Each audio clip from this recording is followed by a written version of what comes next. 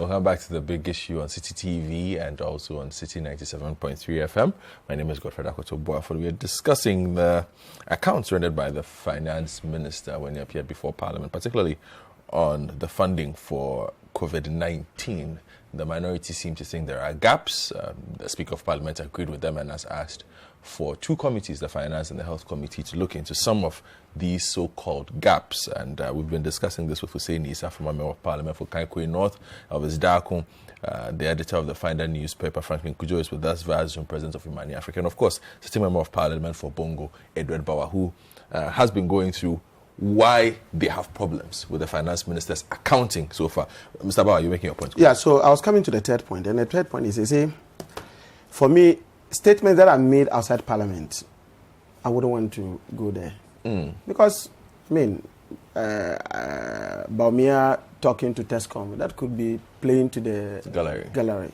I wouldn't take that. And you know, he is in a world of his own. So I don't want to always go there. But I will want to concentrate on official documents and other things that have been presented to Parliament, because that becomes serious business. Yeah. The Minister of Finance on Wednesday, in an attempt to dispel part of a position that we held, which was about the fact that the figures that were being given by the president contradicted some existing figures. I'm talking about the State of the Nation address that was presented in March. He then decides to address that issue. And he says, Mr. Speaker, at this juncture, I wish to dispel the notion that there have been inconsistencies in government data on COVID-19. His Excellency the President intimated during the State of the Nation's address on 30th March 2022 that we had mobilized, emphasis mine, about 17.7 billion since 2020 to fight the pandemic. Mobilized. According to him, that's what the President says. You go back and look at the State of the Nation address on page 5, first paragraph. This is what the President says. In all, data from the Ministry of Finance tells us that an amount of 17.7 billion or 4.6% of GDP has been spent, not mobilized, spent in containing the pandemic since 2020. The very specific terms. Very specific terms. As a Member of Parliament, I hear, and if I were to put these two documents together, or let the three documents, let me put it that way, I'll put credence on the State of the Nation because that's a constitutional responsibility of the President. I'll put credence on the budget because that is equally, a constitutional requirement as compared to this. So if I have a situation where the President tells me that they spent 17.7 billion since 2020, the budget tells me that, and then this report tells me that they spent 22 billion. Because if you take the 18.2 billion and you take that, and then he himself says that he spent 12.3 billion. As a responsible Member of Parliament, don't you think that I will have to have questions about these things? But the last point, you recall that in the course of the pandemic, there was this challenge that we wanted to see how Ghanaians could also contribute in fighting this thing. Yes. And so on the strength of that, we formed what we call the National COVID-19 Trust Fund. Yeah. The National COVID-19 Trust Fund was established by law, by an act of Parliament. Is it 1021 or is it 1023? So it becomes source of public funds. Indeed, if you look at the Constitution, Article 175, it describes what public funds are. Under public funds, it indicates the public funds of Ghana shall be the consolidated fund, the contingency fund, and such other public funds as may be established by or under the authority of an act of Parliament. If you look at the trust fund, it was established by an act of Parliament. Conspicuously missing in this report was where these monies were. He never mentioned them. And it was supposed to be directed towards dealing with COVID funds. So on the basis of all these things, Parliament, and particularly the minority, felt that, look, we are not accusing anybody that somebody has chopped money anyway. We're saying that there are so many inconsistencies that there's a need to drill down and see exactly what happens. Because you know one thing, Godfrey, whilst we're doing these things, you know, everybody was looking at his sector and seeing how much they have ever spent somewhere. Kopoku saw in the Hansard that the Minister of Finance had actually indicated in one of his visits to Parliament that 20 million was spent on farmers. It was in the Hansard. So, and because you see that there are heavy, if you look, for example, SMEs, other things, they captured them. So how on earth that in accounting for this, you do not have this 20 million in this particular expenditure? It tells you that things were just done the way, I mean, you understand the point I'm making. Like, it came and to look at what and that's the audio that, what they call it, Franklin was talking about. The second vice chair lady of Northern Region, who became the parliamentary candidate for Sanargo, who was talking talking about the fact that they were giving 100,000 to parliamentary candidates, MPP parliamentary candidates. It's not true. I'm not the one saying it. If you said that somebody has said, you're not saying it's a fact. Why are you saying that? I just feel about this particular because if you recollect, I was a parliamentary candidate at the time. You didn't get. That is why I'll tell you. But you know he didn't. Why are you saying No, you didn't get. You know that. So it was I don't know that. It was not a case where any allocation specifically from COVID funds I'm not the one saying went to parliamentary. It is not true. Okay, that's your side. I'm sure that's why this thing affected you. That's why you are not in Parliament again. You see. So the point I'm just trying to make is, I'm not the one saying it. The audio seemed to have suggested that. So it gives you a very clear indication that, look, these monies were people just saw it as everybody's money, and let's see how we can spend it. And so for us, our basic challenge is that, look, and I'm happy that at least, and I'm hoping that my side will also look at this very well. There was an attempt to pass the 750 because in the minds of in the minds of the majority, the finance minister had already come to account for the cottage funds. So they decided to bring the motion, the 750 million motion, to come and pass it. Luckily enough, we were able to block it because we didn't have quorum. So we blocked it.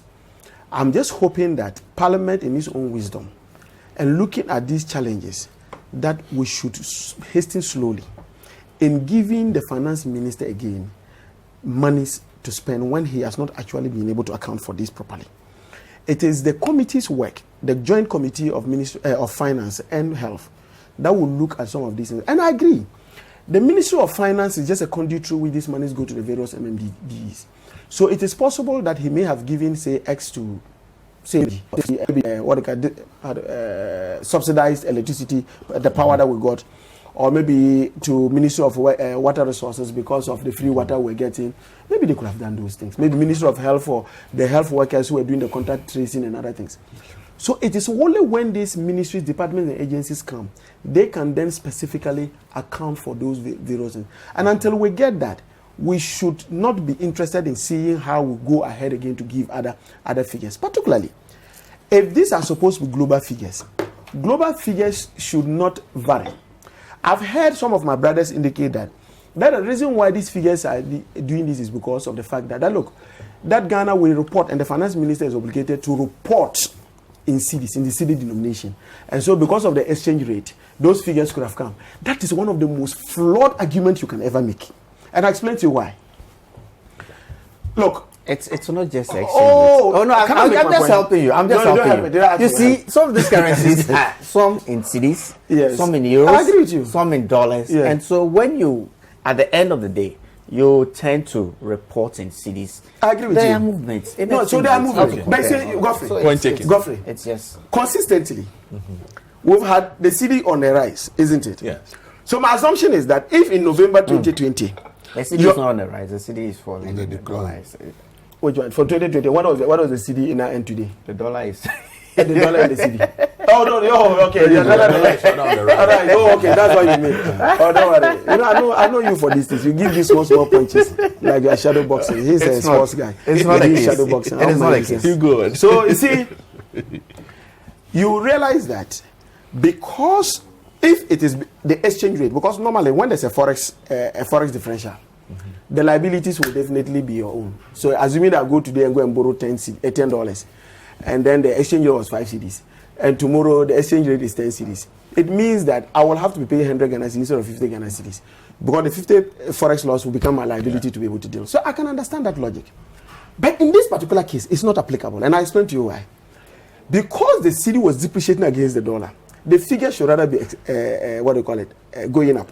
So if, for example, you told me that your total utilization of COVID funds was about 18 point something billion, I'm expecting that, assuming that you did that because some of the monies were foreign currency denominated, whether it was in dollars or whether it was in, I'm expecting that if you were still going to report to us in cedis because you are reporting to us in cedis, because the cedi has depreciated against the dollar, the figure should be going up. So I should have, if, for example, if the figure was, say, it was about 19 billion instead of 18 billion, you can have that explanation. But when you have a situation where you say you expended 18 billion, and now I come and see that if you take that one and take 24, that's 22 billion, but you tell me that you have actually expended 12 billion. Is it that the cedi is appreciating against the dollar, and that is why the figure is coming? I don't know why I'm making. I get you. So that argument of exchange rate differentials is not tenable. And so they should stop talking about it. They should just stop talking about it. But for me, I think that this is a this is a clear indication. And we have made this point very clearly, that the crisis that we find ourselves in today, people have always indicated that, it is about the COVID, and it affected us and other things.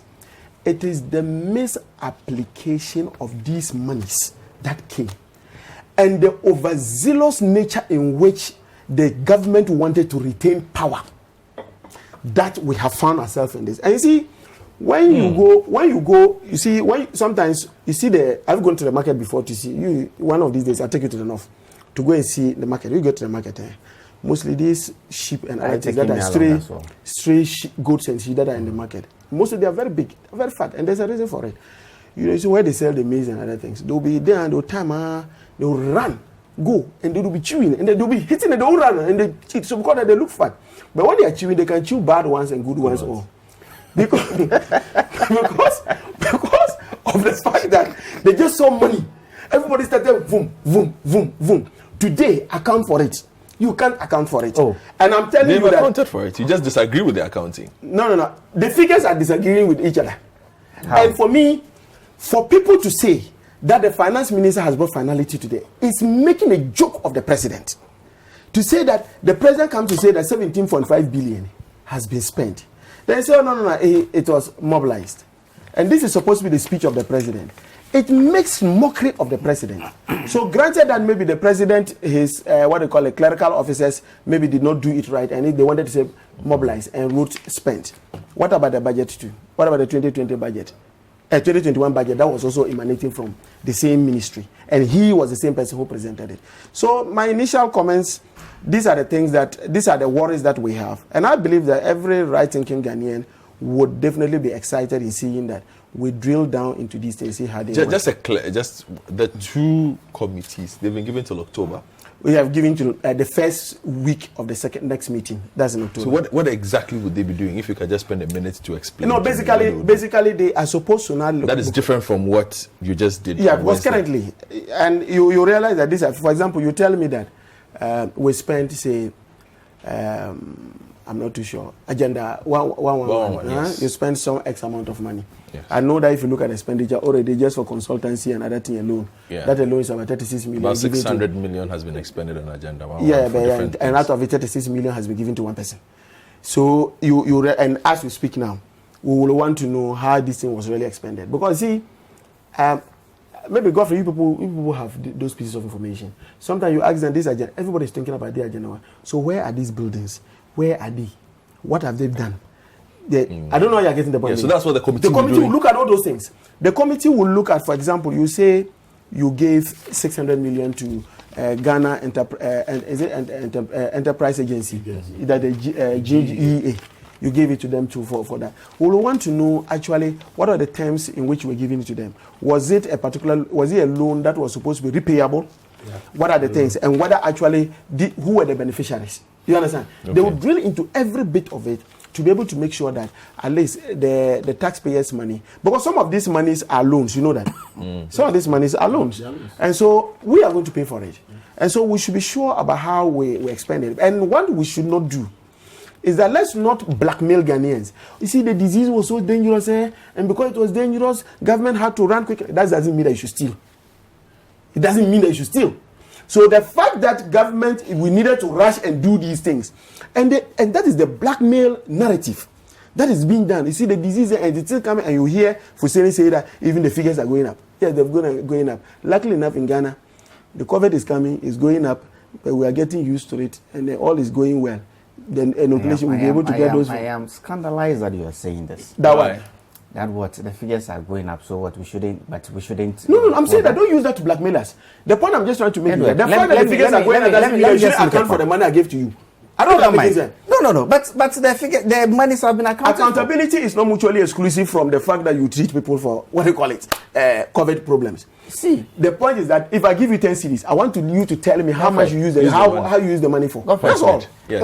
It's not for nothing. You remember when these vaccines were actually started? Mm-hmm. Ghana had an allocation from the WHO's allocation. Allocations meant for other countries were actually brought to Ghana. You recollect? Yes. Because of what? We were more prepared. We had put in a system that could actually get our citizens to be vaccinated when other countries were not at that level.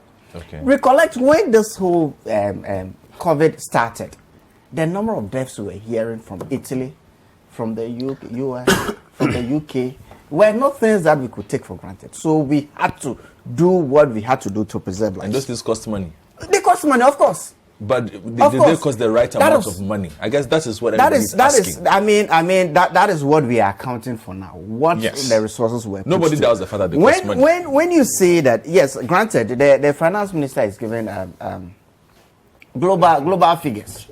Those disbursements were not all done from within the Ministry of Finance. So those agencies have an opportunity to go back to committee, the finance and health committees, to be able to show how these monies were expended. But you see, when the Speaker of Parliament says that until you account for these monies, we are not going to do or approve of any further funding to go against Corona, it is a very dangerous stance. I am not too sure whether he means that until this committee is finished working in October. I'm not too sure if that is his stance. And if it is that, then it's dangerous. That's not what he meant. No, I'm not saying that is what he meant. The point I'm just trying to make is that at least committees were given up to October. After the presentation of the report, the following day, there was a move to approve. The only reason why it was not approved was because there was no quorum. There was no quorum. Yeah. And these are the disruptions and it's not distraction. That the whole government. The justice applies case. That the whole government. When there's no quorum, is that their fault? If there is no quorum, I mean, he knows. Our side were 23 until recently, and they were 12. Until recently, these things were not issues in Parliament. In the Senate Parliament, it wasn't.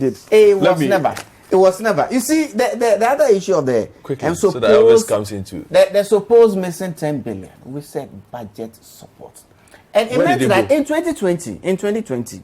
So is it 10 billion or 7 billion? Oh. You let him go. I want to hear what you recollect. It was accounted that in 2020 the amount for budgetary support was 8 billion. That's what he said. It was very obvious in 2020 when Accra, Kumasi were locked down. I mean, economic activity came to next to nothing.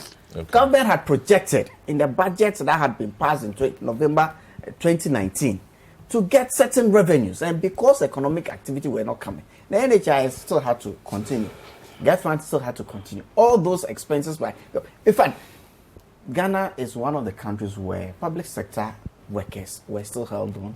They were paid wages. Some of them, even when they were running shifts, and I mean, that whole recovery process is still ongoing. But nobody lost any salaries, so, even when they were not productive. So we are saying that is where the money went. When the economy was growing at 0.9%, and you still had to keep with your expenses, that is where the money, because government had to do what they had to do, preserve lives, ensure that there is minimum job losses in the system. So government expenditure was kept at the same level whilst the revenues were not flowing in. So we had to look for other non-traditional sources to be able to sustain our budget, and that is how we did it. So that money actually went into budget support.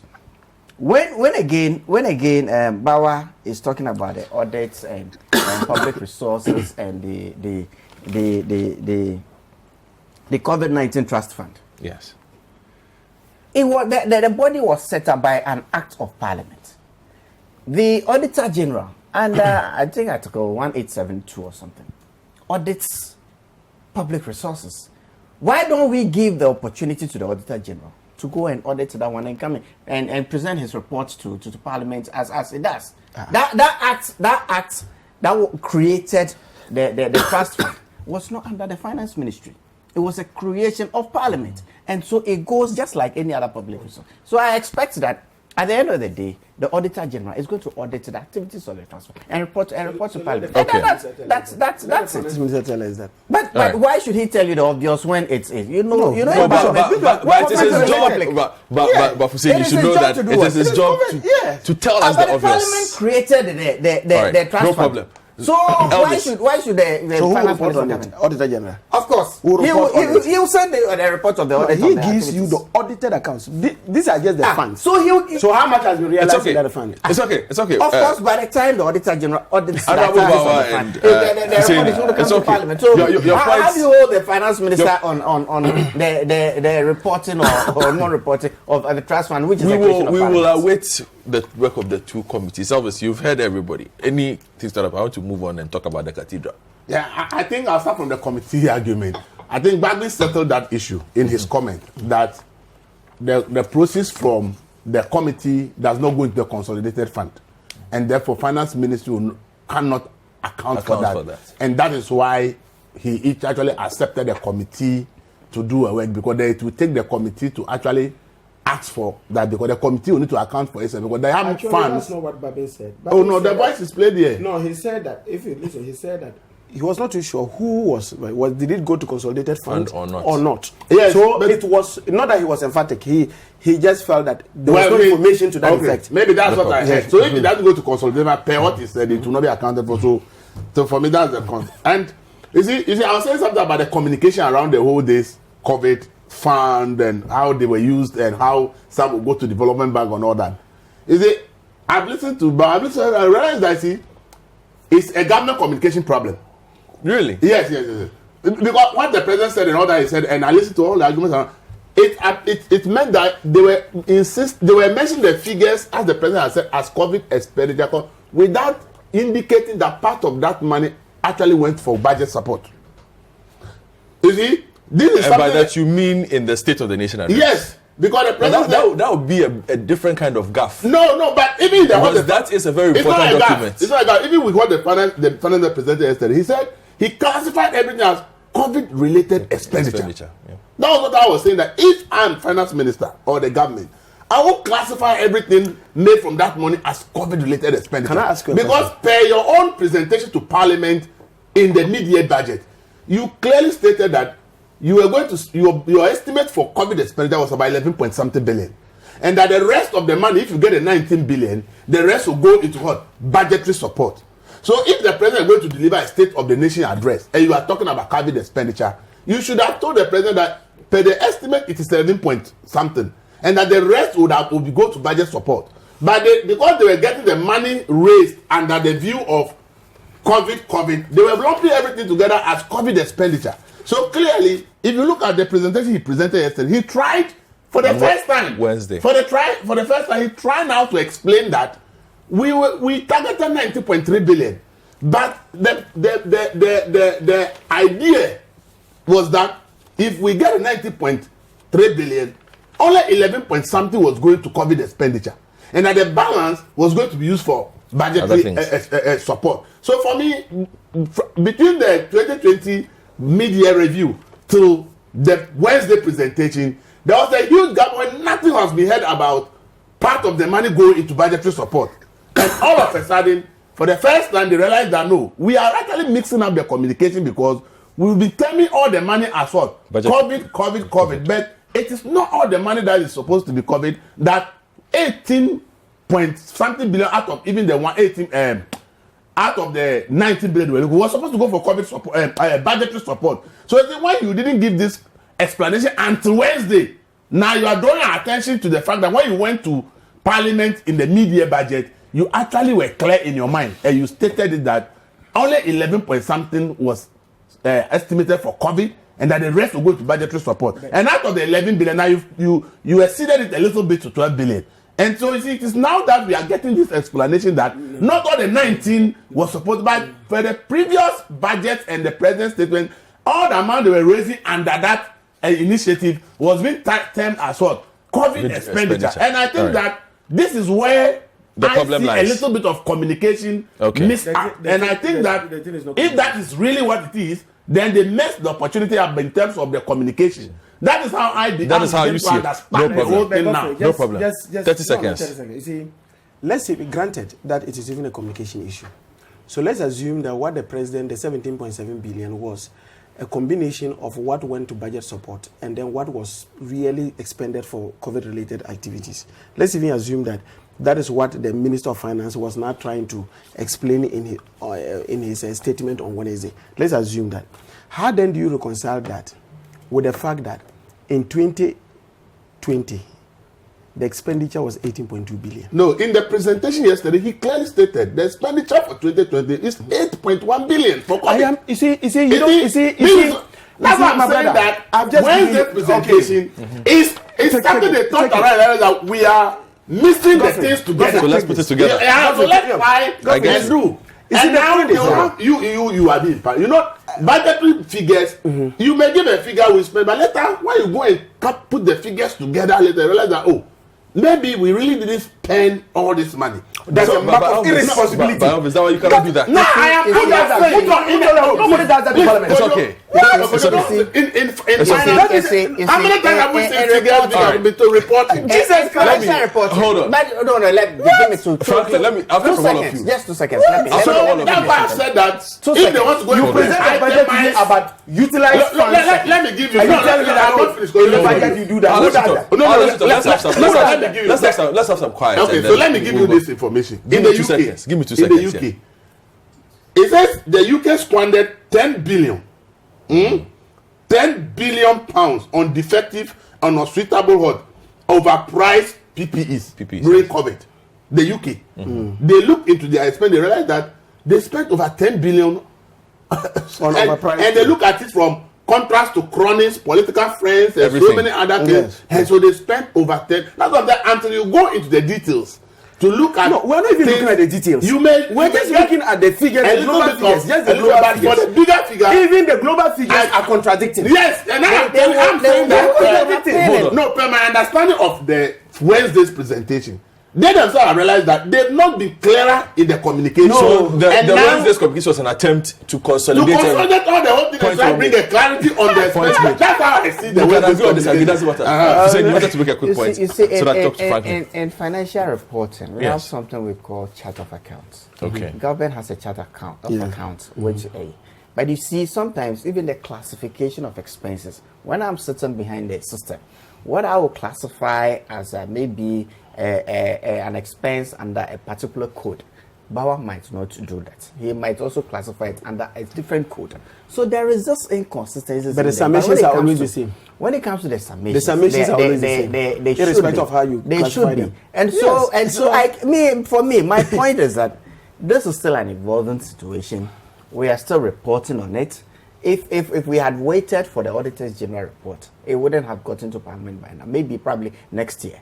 It is good that we are presenting, as Franklin want us to be an unaudited report. So at least citizenry will know where we are going with this COVID. And so there's nothing inconsistent about some of these things. It's good that even when it happens, we get explanation. How come this figure is for this year or that year? I mean, it's no big deal. Franklin, let me hear from you. I think the matter obviously will be settled. The matter will be settled when there's been an audit. But at this stage, anybody saying that it's hallelujah and that everything has been kosher, I'm not too sure that's the end of it. This was an expense report, not an audited report. Point well made. Let me talk about the Cathedral, and you can send your messages 0549986996. You are watching The Big Issue on City TV and also listening to us on 97.3 City FM. 0550585832, 0550585832, and 0549986996. You can also reach us on Twitter at City TVGH and at City973. The hashtag is still the same, hashtag the big issue. We will gladly read your comments. We're also streaming live on Facebook, CCTVGH and City973 on Facebook. And if you miss out, don't worry, later you can catch us on YouTube, on our YouTube channel, CityTube. And then you can catch playback. Let's talk about this cathedral. And every week brings a new headache for the promise that the president made to God and was declared a priority of priorities. So this week, we've heard the executive director of the National Cathedral of Ghana, Dr. Polopoku Mensah. He's come out to talk about claims that had been made that the cathedral had been registered as a private entity. We've heard from the Honorable Member of Parliament for North Tongue, Samuel Blakwa, who also put out certain information. The Attorney General, of course, was mentioned, Godfrey Adame. He has also come out to clarify what his role in the setting up of the National Cathedral. But then there was the Sonny Badu, was he paid $50,000 or not? But ultimately, you know, I consider most of these as beside the issue. The changing costs of this project, the sourcing angles of this project, how divisive it has become as a, is it worth it? Its conceptualization was that of a national place of gathering, a place where people would come together, albeit without national consensus, I must say, at the time. And perhaps that is why we are where we are when it comes to the National Cathedral. And for a lot of people, including myself, there isn't a lot of transparency and clarity with a lot of things that are going on with this particular project. And I'll talk to Franklin Kujo first, and then I will continue. Franklin, on this matter of the National Cathedral, every week from your side, Imani, we get something new. But like I said, I don't want to even deal with that. Just that overall, is it time to say, let's put a stop to this cathedral? I guess I'll have to begin from there. Well, I'm sure if we're not hampered in terms of funding, the state would have continuously funded this project with the speed and the, should I call it, with the speed that it wants. I think asking that the project be suspended, it's actually the right thing to do. But there's been just too many inconsistencies in this cathedral project, and some of us are frankly quite tired discussing it. I don't know.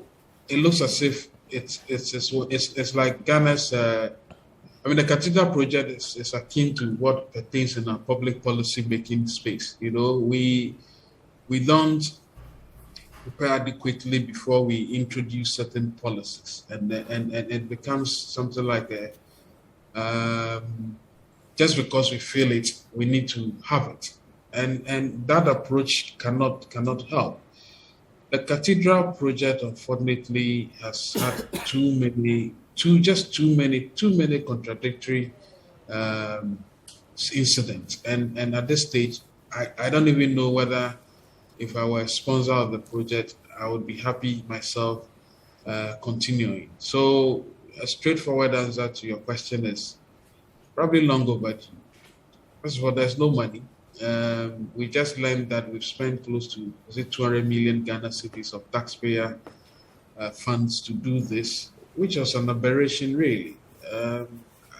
I don't understand. You know, a cathedral project of this nature, even if the states were supposed to be partly sponsoring it, should be coming from well-wishers and private people who have benefited from the growth of the economy.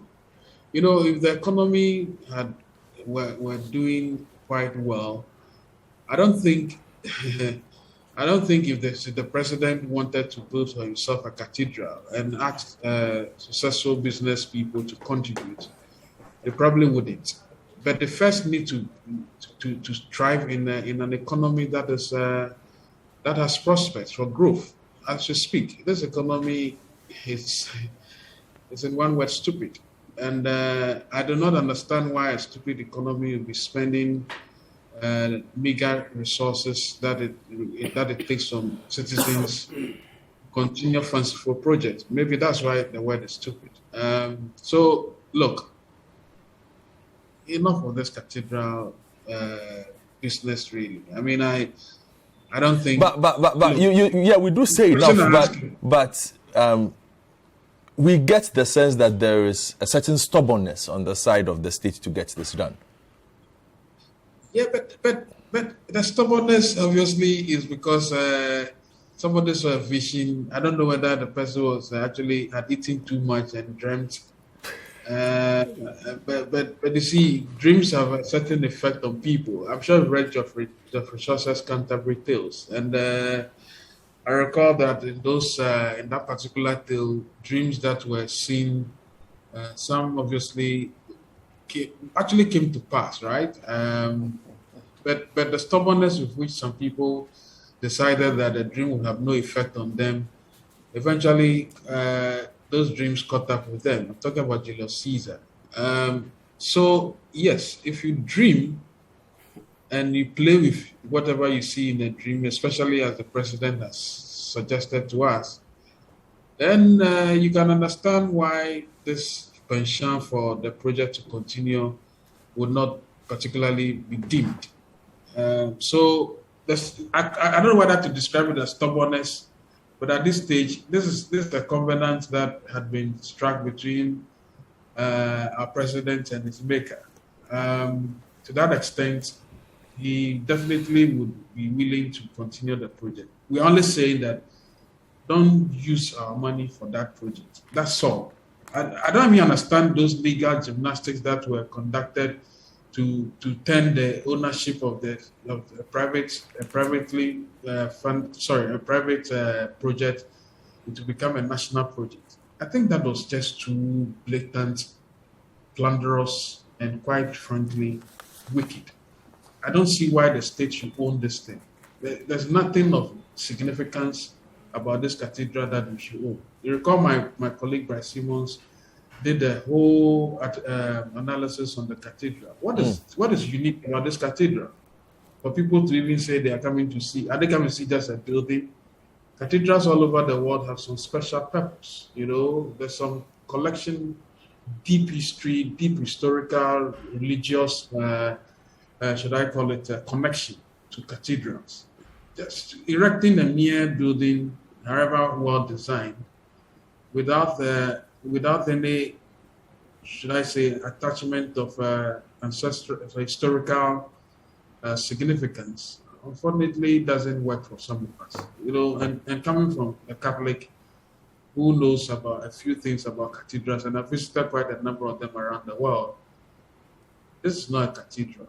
At best, this is just a monument to, should I say, to glorify somebody's personal wish, and we shouldn't use public funds for that. I think we're sounding like a broken record right now. This project should not benefit from a single cedi of the taxpayer. But also then the big question has to be asked. It's a project that is a bit advanced. If the idea is to stop it, what happens then? You've already invested 200 million in it. Well, we should look for anyone who is interested in turning it into a proper cathedral, and then sell it and recoup our money. You know, that's what we should do. Yeah, I don't think, and that's going to be a Herculean task. Don't forget, cathedrals have been built. Far more important projects that have been built in this country and they've been abandoned, right? Through state funds. I don't see anything wrong with abandoning it. As long as public funding, we should recoup the money in the first place and actually tax anybody who sign on to this project. We should hold the person liable for wasting public funds, really. All right, then. Elvis, you've also been reporting busily on cathedral affairs. I am quite clear in my mind. I don't want to see it done. But You've heard the various arguments as well. Is there a way out for as a government that is now quite vested in this, a clergy that seems divided on what to do with it, and quite obviously the clarity that there is no money from the state to do this? Alternatives? Well, personally, I'm opposed to the cathedral project. I'm a Christian, but I don't believe that as a country we need a cathedral. The Bible says that God does not dwell in hands built by human hands. He wants to live in us. So it is us when we enter the building that God is there. When we leave, God is not there. God doesn't sit in any building called a cathedral. So personally, as a Christian, I'm not for this thing. If you look around Ghana, Ashley Chapel has a big cathedral. Mensa Tabernacle is moved from here. He's built a big one at Teshi. Roman Catholic Church. If you go to Jamestown here, there's a historic big church there. It has more history than the one we are even trying to build. It's just Jamestown here. I'm never for this cathedral, and I will never be for it any day, any time. Because for me, it's nothing significant about this cathedral. So the argument of it going to bring tourists and all this, and I don't buy it. If you say I'm building a Bible museum, the Bible scrolls are in Israel and Rome. You are not going to find any scroll of the Bible to come and put your Bible museum in Accra. For anybody want to come and see a Bible museum in Accra. Lighthouse Chapel, Anakazu. They have a Bible museum there. How many people go there to see Anakazu? You go to Anakazu, you like it. And it's a massive building. Yes, but how many people go to Anakazu because it's a nice cathedral with Bible museum and the rest? So for me, I'm somebody who is really opposed to it. I don't think that as a nation, we need this cathedral. That's my personal position. 2, a cathedral we are building.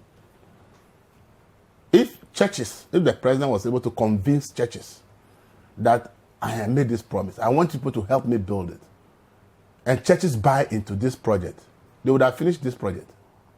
Because the amount of money we pay as tithe and offerings in churches in a week in Ghana, if it is the churches in Ghana who believe and buy into the idea that we need a cathedral in Ghana, the churches will build this thing without public money.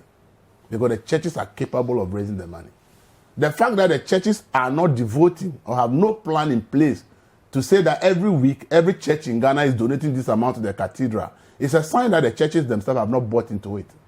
So the fact that church leaders are on the board does not mean that the Christian community is the one behind the project. And that must be clear to everybody. If the Christian community has bought into this, there would have a special arrangement in place that every week, the tithe and offerings you collect, maybe 10% of it should go into a fund that should support the cathedral. Maybe those on it will now want to convince the Christian community in Ghana that since state funds should not be allowed into it, we want to do it. Maybe they can do that. 3rd, we are using public funds to build a place that has a tag of religious worship place attached to it as a secular state. You see, we are setting a precedent that can really hurt us in the future if we are not careful. What if tomorrow somebody comes and is a traditionalist and say, I also prayed in my room to my gods that I want to be president, I became president. So I'm building the biggest shrine in the world, and it will cost $5 billion to build it.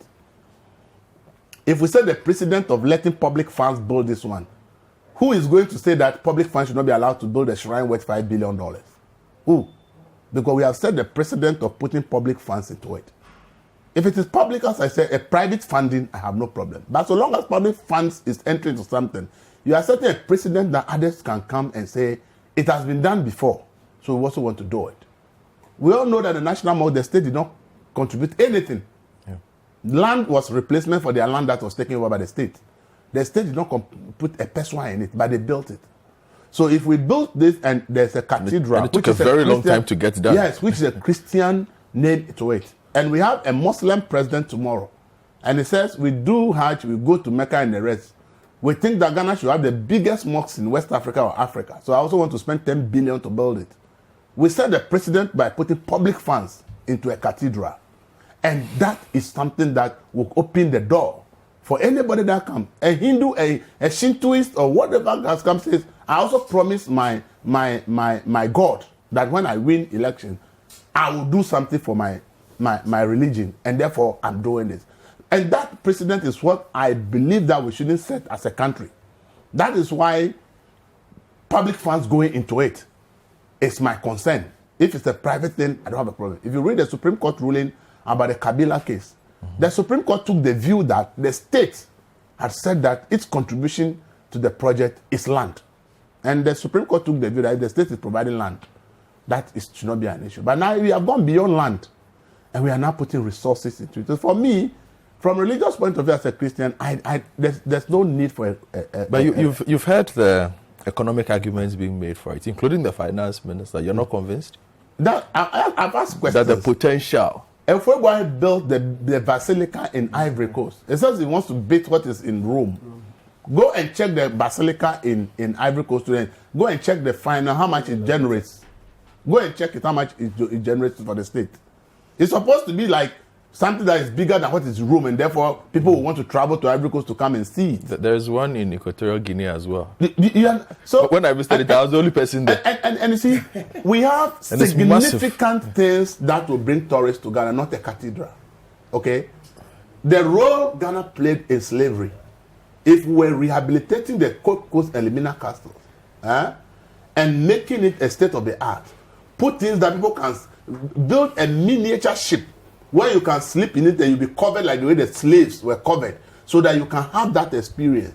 The number of tourists that will come to this country to do that will far outweigh anybody of anything that will come to the cathedral. I watched somebody show things about the North, the kind of things that are in the North, historical things that can generate tourism up North. I was shocked. I never knew that there were significant historic sites in northern Ghana that if we should develop it, it could give us some of the biggest attractions. We are not investing money into those things. So if that argument of tourism, you see, tourists travel to go and see unique things. They don't travel to go and say something that you have replicated. Uniqueness is what is important. A cathedral, Ghana's cathedral can never be bigger than the Washington Cathedral. It's not going to be bigger than what is in Rome. And therefore, to tell me that we are building a cathedral in Ghana for tourism purposes, unfortunately, it doesn't meet the argument. We rather have so many things in Ghana that if we rather do them well, we can. You see, go to India. They don't build cathedral, but the shrines in India, go and check the figures for shrines. Because it is unique that if you go to India as a country, they have so many shrines. So people just want to go to India to see what is the history behind a country having so many shrines. In Ghana, in West Africa, we can become the center of having shrines. And if we want to invest money to develop Ghana as a center of shrines in Africa or West Africa, we could be making the money that India is making. Yeah, so for me, just to add to that, there's a National Voodoo Festival in Benin. When it happens, they can bring in 50,000 people just to experience that 3-day and probably festival. They have not even branded it enough. If maybe they have done the branding, maybe 1 million people will go to Benin in a year. So for me, I think that just take the year of return. The people who came, why were they here? They all came to come and check the ancestral root. They want to check the role of slavery, how they ended up where they are. How did it all start? Where are the places? But we have very great tourist sites in Ghana where people from abroad want to go to. You go there, the roads are bad. You go there, network is very poor. You can't even stay there a day because you can't contact your family because connectivity in terms of telecommunication in those sites are very bad. There are no places for people to actually, good place where they can say accommodation, they can say, I want to spend 1 week there. That's why tourists in Ghana are virtually spending all their days in Accra. They will go back. When they get there, they can't get access to their family because the internet connectivity is bad. They can't get decent places where they can spend 1 week and say, this environment is I want to stay here. The roads to the places are so poor. Access to potable drinking water in some of the tourist sites are an issue. And therefore, for me, the kind of attractions we have as a country and the challenges that is making it difficult for us to attract those kind of people there. If we rather invest money to put these sites in the shape, I believe that if it is for tourism revenue, it is this site that will give us, not a cathedral. Thank you. And that is why I think that the economic argument of people who come and see Ghana's cathedral, what is unique about Ghana's cathedral?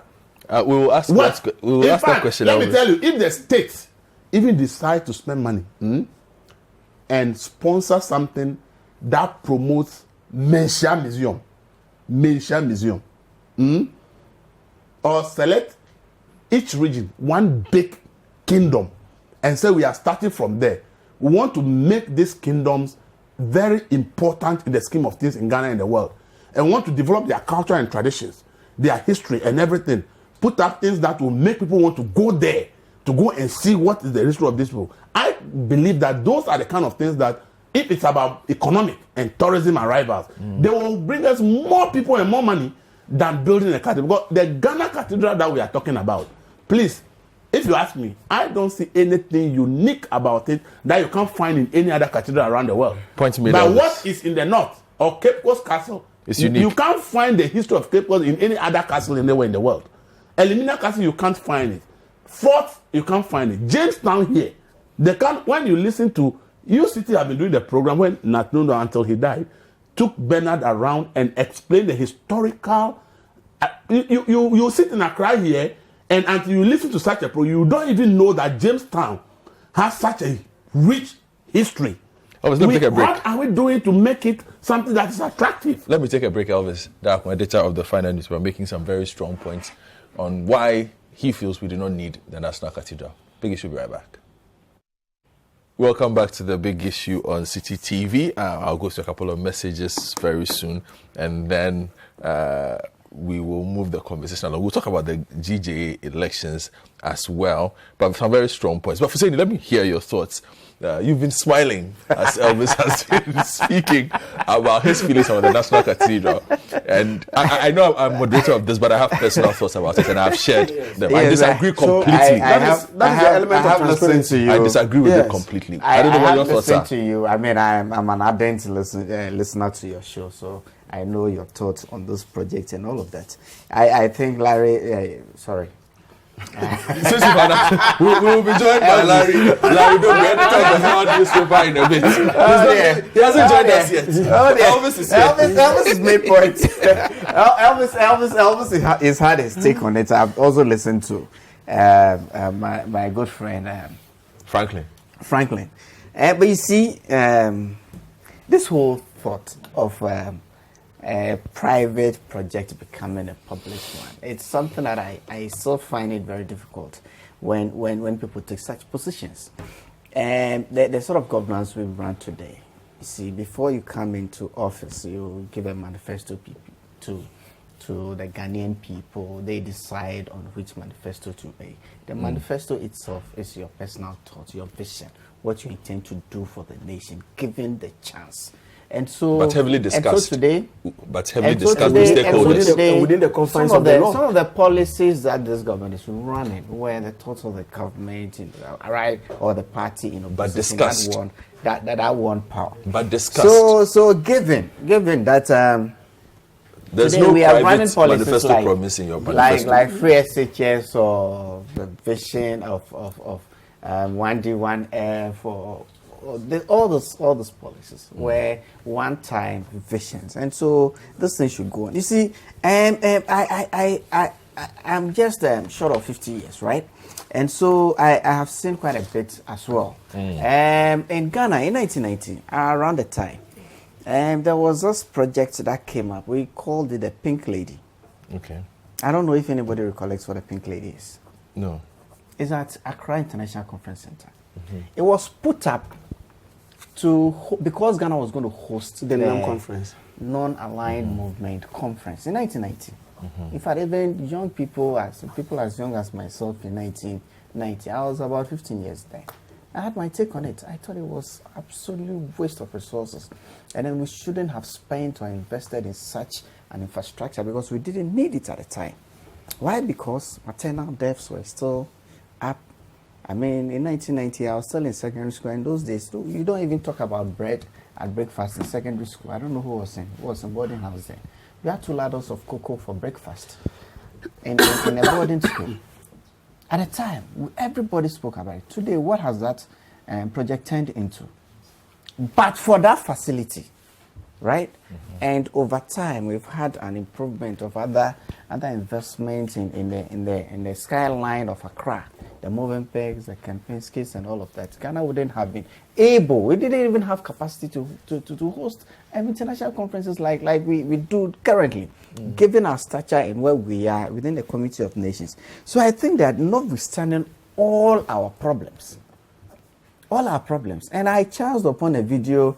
A conversation you personally had with the architect, and to be frank, I was blown away. Given what we should be doing, I hope you are blown away by my interview prowess and not his responses alone. I mean, it gave me another perspective, and I think that yes, we have issues in this country currently. We have challenges, but that should not actually stop us from undertaking projects like we are doing today.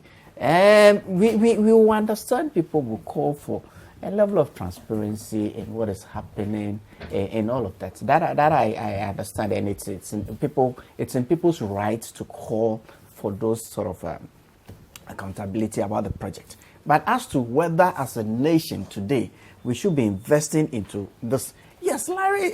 Again, I say Larry. Elvis will come to for the purpose of coming to visit a cathedral in Ghana, and I mean Ghana cathedrals. But it also gives some differentiation in the offering that we give. If somebody comes here today, goes to Cape Coast or Elimina, what is going to attract the person to come again tomorrow? We have to be differentiating our offering.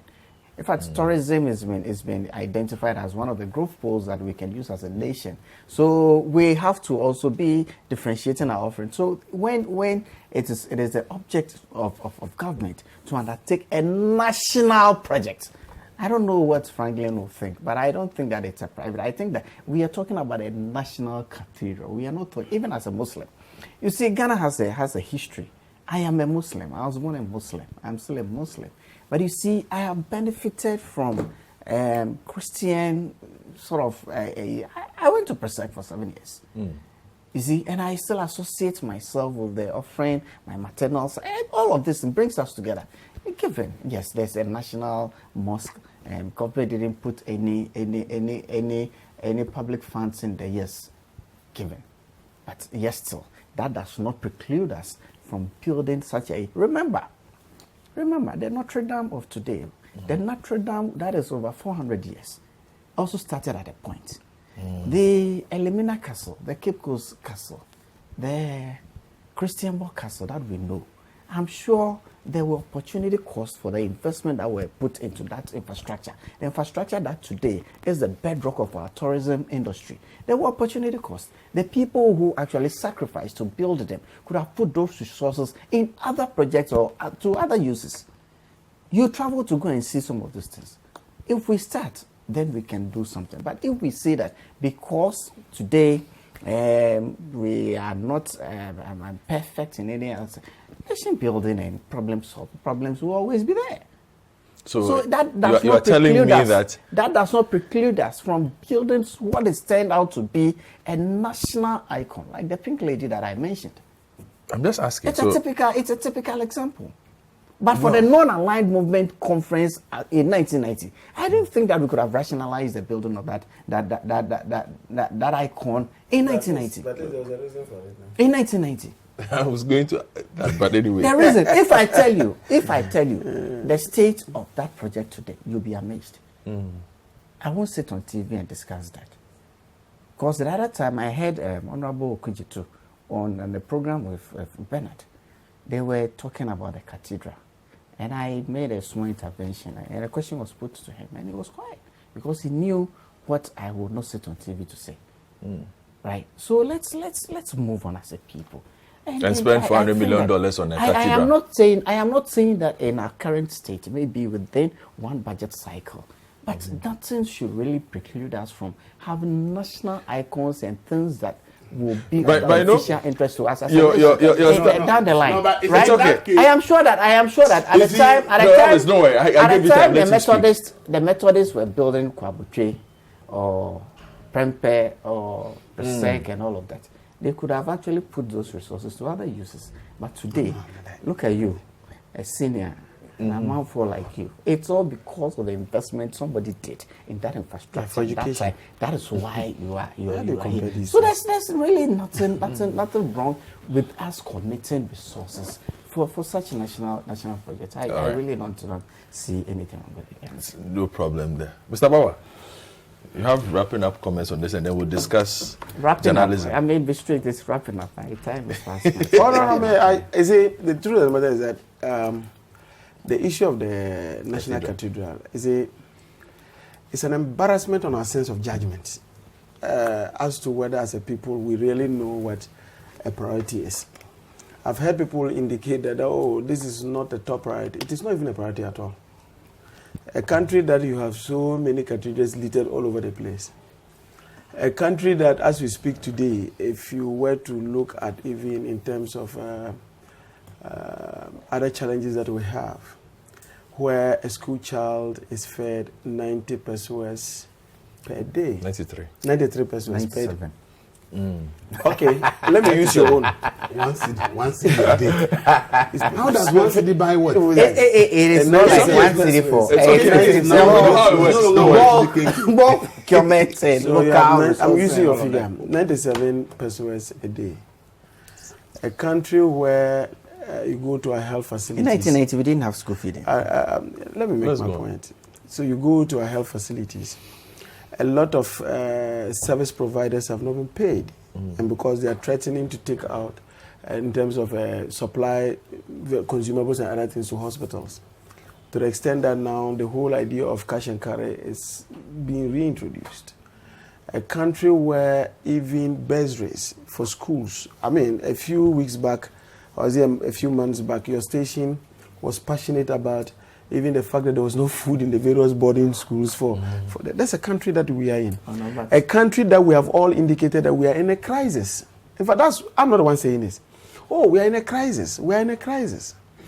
Then you have a president who says that in one of his sleeps he dreamt and said, oh God, if you let me win an election, I'll build you a cathedral. These are the medieval times. These were the things they were doing at those times. I promised my God and told my God that when I do this, I'm going to get that.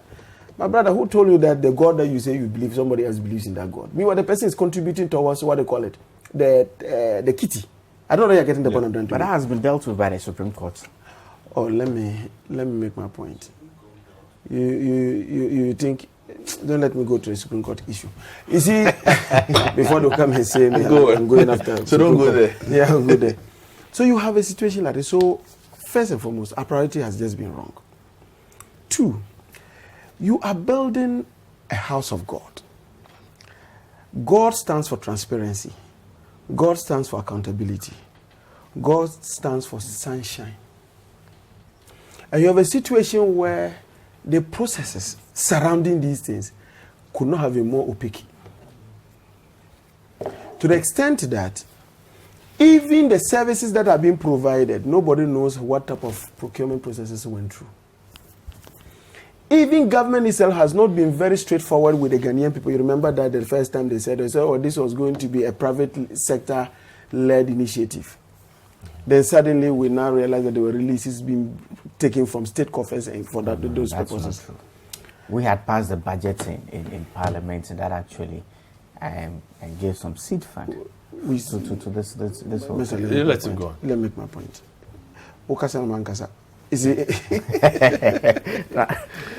And then so you have situations like this. And Elvis was saying something, and while she was talking, I just sat there and asked myself, whether it is 100 million we're going to use in building this, cathedral, or is it $400 million we're going to put in there?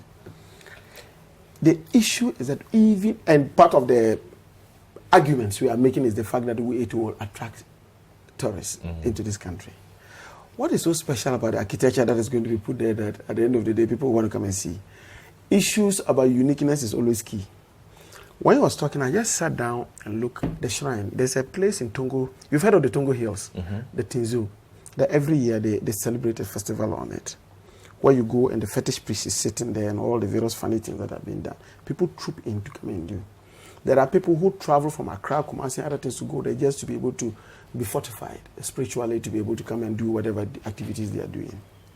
This is a place that is not being dealt with. It's just the people of Tenzuk who just sit there and celebrate their thing. The Kolgo Festival, the other people come in. You go to a place like Paga, and it was just, I don't know whether it was a station, one of the stations, where actually anytime the slaves came, that was their first place they were put. And when you get there, virtually you see where they were tethered. You understand? You see, they tether them like goats. Yeah. You will see it. And there was a guy there doing the narration and other things. Nobody can be bothered about whatever is happening there. The uniqueness of it. So if it is about using the cathedral in terms of a conduit for economic or maybe revenue mobilization, we have other existing things that we could have used as a competitive advantage in whatever we are doing. We have not dealt with all these things. And we go on to talk about this. But you see, I think that the president has a penchant for using state money to finance his own activities. I don't want to use an adjective that looks disrespectful. So don't go there. That's what I'm going to do. I know your program is a very, very decent one, so I won't do that. You yourself, you're a decent person, so I don't expect you to do that. Don't patronize me. I'm not patronizing. How can you say I'm Leave him alone. Is it that what I'm saying is not true? Go on. Is it that what I'm saying is not true? So you have a situation where... Go on. You have 3 minutes. Yes, you have a situation where this is a personal encounter you had. So assuming that the president had said, look, when I told God, look, if I win this presidency, I'm going to make sure that I build you a house. There's a church or a cathedral. And the president had used his position to fundraise outside the state money to do this. But he's done that. He's used his position to fundraise. What is the amount they have brought? Yeah, I'm just saying that he's done that. So, you are doing this. We said, you are using part of your time. Maybe anytime he's on leave, he's supposed to have some leave. He uses his leave to go around to raise funds to come in. That's okay. Me, I won't fault him. You are using state money to talk about an agreement where we don't know whether it was malaria you got. And then in that malaria, sometimes when you have malaria and these nightmares and other things, you get that. Have you taken chloroquine before when you get malaria? Yes. You have these funny dreams. You don't know whether that was what you got. And then suddenly you are putting as a burden. You have a situation where even and I'm not trying to smuggle in these are jet wahala, but because you have this quest for travels, you have this quest for luxury, you tend to find a way of using state fund to fund your desire, your long-term desire of living a luxurious life. So every other aspect does that. And you see, at one point, I have a feeling that when you see the president, as if he has some death wish, or maybe if he and his, and I'm going to explain to you, he and his, what's his name again? The one who is at finance, his brother, what's his name? The finance minister, Oforiata. Their behavior, it gives me a fair idea. I said, look, sometimes I look at, for example, the president, and he acts in a way that I say, if let's assume that you think that you will not be around for long, so you don't care, even if they insult you, you don't think about your legacy too. Your behavior, but the I don't way think you behave. a monument like this is a good legacy to leave behind. Take this one. What is the capacity? 5,000. Am I right? They said it was supposed to be around 5,000. The Paris Dome, what is the capacity there? And that's built by a private person. And that's why Elvis made the point that if the Christian community in Ghana was committed to this and they really bought into this, they could have raised the money. There's a clear, just yesterday or the day for yesterday, the president of the Bishops' Conference, Catholic Bishops' Conference, Philip Nami, Archbishop Philip Nami, indicated that this was not a priority. Indicated this is not a priority. The Archbishop of Tamale, right? Yeah, the Archbishop of Tamale. He's he's the president. But he's in Tamale. Yes. Yeah, he's in Tamale. What is the significance of where he's located? Well, I was just asking. mention the name. I just wanted go to on. So you have 1 minute. Yeah, so it's not that. Because it's okay. Not too long ago. You see, 1 minute. You see, I think that personally, and I believe a lot of Ghanaians are just emotionally tired with this cathedral nonsense. Cool. And I'm serious about it. And I think that we must find a way. Because obviously, I believe this cathedral thing will lead some people into jail. Some people will go to jail.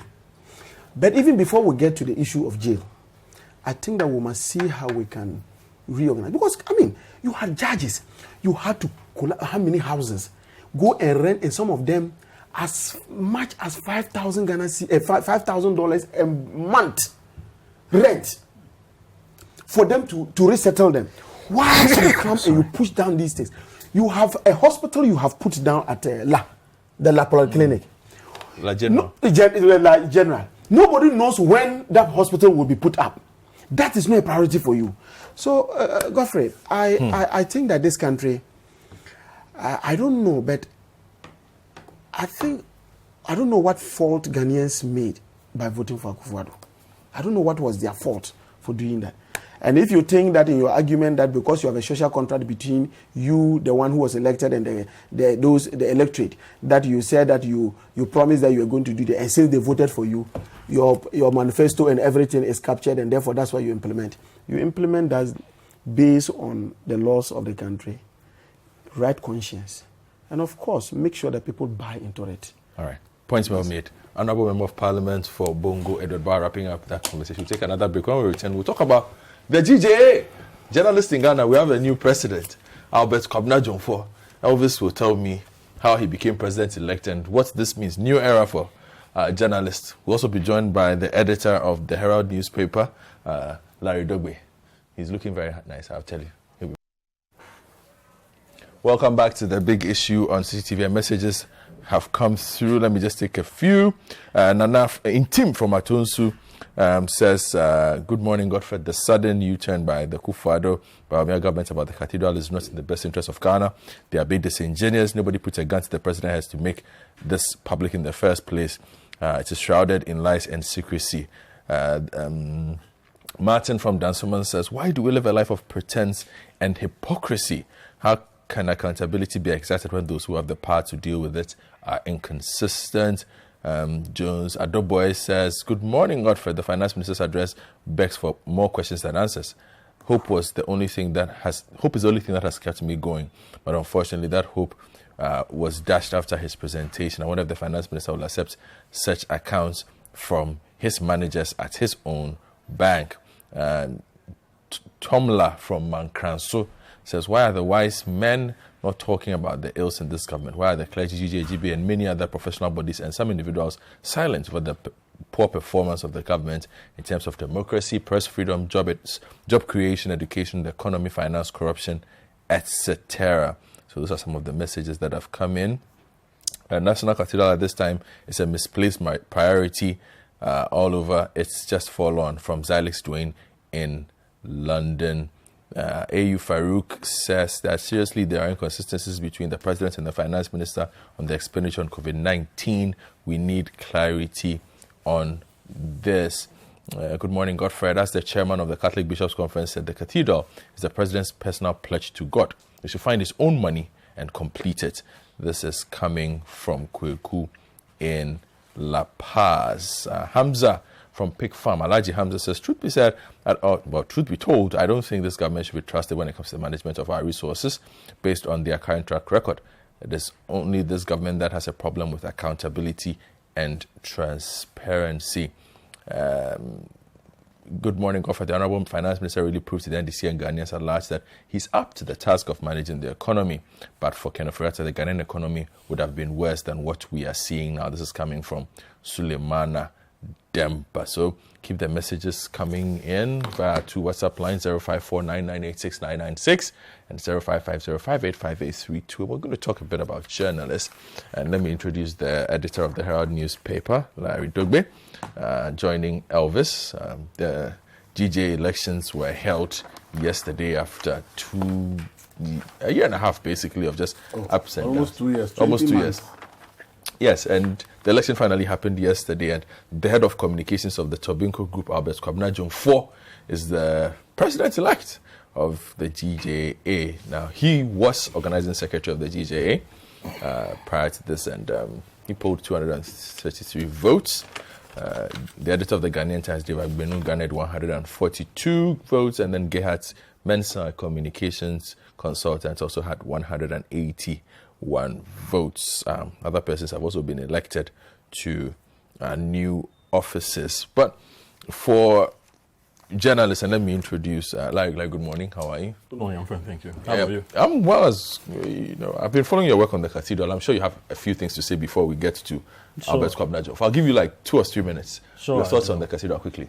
One quick one. I think a lot has been said, but I think that the inconsistencies are becoming one too many, particularly coming from somebody who had promised to be truthful at all times. You had taken a presidential oath that you do, you'll be at what? You'll be accountable to the people. But first of all, we woke up to the news that the Cathedral was going to be $100 million. Then it moved from there to $200 million. Then later on, we were told about $350 million. As we speak now, I think we are around $450 million.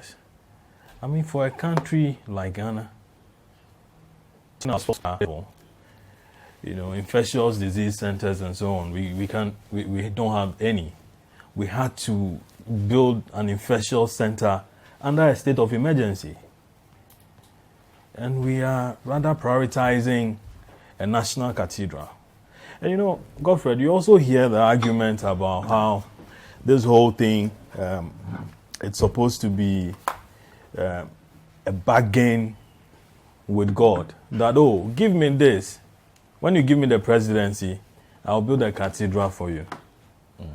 And that is what we are dealing with. And then after that, you go and talk to the Christian community. And then they are supposed to contribute in something. Even that hadn't been accounted for. What we are getting from the Christian community, or what we have gotten from them, Sunday church contributions and so on, what we got from them, that hadn't been accounted for. And you hear also about, oh, you know something, now we are building it as a tourist center. And like Elvis rightly pointed out, how many castles and then forts and all that do we have in Ghana? And what state have we put them into? How much revenue are they generating for us? You and I don't know. We have a museum called a science museum around the Workers' College. How many people visit there? And how much revenue do we get from there? Kwame Nkrumah Museum. I mean, what state is it? Or what state was it at the time it was shut down for renovation? And how much money were we getting from there? For a very long time, the place was abandoned. Yeah. The water fountain and all that were just, you know, taken over by, you know, fungi. Is that correct? Yeah. I mean, the whole place ran down completely. Kwame Nkrumah, who, when you study international relations, he's, you know, a colossus. And we have been told that, listen, hey, we are doing this because of revenue. You know, policy formulation. There are things you put money or you quantify it as to how much revenue this is going to generate. At the time when all this, you know, discussion was ongoing, how much revenue did we put to it that this cathedral was going to generate? Nothing. So this whole argument about, oh, it's going to generate revenue, it's an afterthought. Something contrived just to, you know, what you call it, deceive the people. It is not looking good. And it has never looked good. Time to stop it, eh? Listen, I mean, look, the judges matter. Not just the judges. I recall we reported about certain installations over there that, you know, were very critical as far as our communication systems were concerned. We even relocated the passport office from that area. Scholarship Secretariat, I think, has also been relocated. And so many other, you know, state institutions. Judges Bungalow, the Malian, the residence of the Malian ambassador, and many others. All this, we haven't even quantified that in terms of how much money the state is spending to address that. Let alone how much we are going to blow. And by the way, how much did the stone from Jerusalem cost? We don't know about that one, but you disagree. Point well made. Larry introducing himself. Let's control about whether we should stop the project. Yes. I think we can't stop the project because see, if you look at the substructure work that has been done, if you stop the project, what it meant that you are allowing all that money to go to waste. So we should build it. As I said, if the monies we have had have gone so far, if you visited the place and you see the work being done at the substructure level, it means a lot of resources have gone in. If we say abandon it, it means we are saying all that money should go to waste. And then what are we going to do then? Now we are going to fill the whole place, reclaim the land, and use it for what? That reclamation process is going to cost you another money to fill up the whole place and make the land to be used for something else. So I don't think that we can sponsor it, but this is my suggestion. The president has started the project. The government has started the project. Let's agree and stagger the implementation and says we are giving ourselves 5 years to build it or 10 years to build it. Maybe every year we are putting $20 million or the 10 or 50 president refused to listen to. I'm just making my suggestions. Refused to listen to anybody as far as so that in concerned. every budget for the number of years that provision will be made, so that we'll do it in phases and complete it because we have already sunk quite a huge number of money into the project. So we're already committed. Yes, and when you study, if you read our budgets, you read Auditor General reports. When construction projects are delayed, the variation cost is huge. By the time you come and continue the project, you realize that by the time the consultant come back to do variation, that because you didn't do the project based on time, delayed, change the cost of items and all. By the time you have seen, you are paying double for the project. Okay. So I think that we have to critically sit down as a nation and say the money that has been sunk into this project, if we should say we should stop the project at all, we've lost that money. And therefore, in my opinion, let's know the actual final figure that we think we can complete the project. Let's stagger the implementation, and each year how much are we going to commit? And then we'll put it together. And eventually try and complete it. On side of that, I think my advice to the president would be to call every religious institution in Ghana, their leaders, meet them, have a fruitful and frank discussion with them, and let them come out with a plan and say, look, help build this project. And probably not only this project. Let's use the project as a starting point where religious bodies unite to do specific projects for the nation. So that it doesn't become only the cathedral. That after the cathedral, probably this particular group want to focus and address problems of Ghana's tourism sector, or want to look at streetism. Okay. So I think that we are having challenges, but then it could also be an opportunity if we sit, re-strategize. It could become something permanent. Maybe after the cathedral, they could select specific things that, because in this country we can point to Catholic Church has done this, Adventists have done it, but we can't point to specific projects. Church, a religious body united in this country and did this for the state and did that for the state. I think if we want to do that for the religious bodies, it will be a kind of opportunity for them to also take advantage and do something. So I think that I need to move on. One quick one. Why are we ignoring the politics within the church setup? Oh, there is. There is. The politics of it. Now listen. The Presbyterians are ready. Exactly. No, but but Adventists ready. It also depends. See, that's what I'm saying. That's what I'm saying. If the conversation is hard, if the conversation is hard, but and new ideas come on has board, lost every legitimacy to go back and that conversation should have happened before we did this. Anyway, let's talk about conversation is conversation. Let's talk about new ideas can change people's mindsets. Let's talk about our part of the country and what is happening to us. We have a new president, journalist, Albert Kwabena Jomfo. Do you know him? Oh, I know him. I know Albert. You know Albert? Yeah, I know what kind of person is he? What are you expecting? Oh, for Albert. First of all, are you surprised he won? No, I'm not surprised. I'm not surprised. It was a straight fight between Gay Hat and Mr. Agbero. Yeah, that's what we all I was pushing Gay Hat. Oh. The whole issue is that Albert has been active in the media landscape. He has been active, and he has been organizing secretary for GJA for the past 4 years. That's what people don't know. So Albert has been there. Secondly, in the past 2 decades, Albert is now there, like a journalist who is practicing as a private practitioner, becoming president of the GJA. It happened that, like, for the past 2 decades, all the presidents of GJA have been practitioners from state media houses Okay. for some time. And Albert is on the ground with so many people. He's on the ground, aside being the communication director, he also has a newspaper. What's the name? Yeah, Albert has a newspaper. What's the name? You are not aware? Oh, Albert has a newspaper. Find it for me. that he publishes, that comes out every day. So he also started this paper, I think last year. Every day. Yeah, it comes out every day. What's the name? The Daily Analyst. Oh, Yeah, that's he is him. behind the Daily Analyst. That's Interesting. Albert's paper. Oh, okay. So he started, I think, somewhere last year.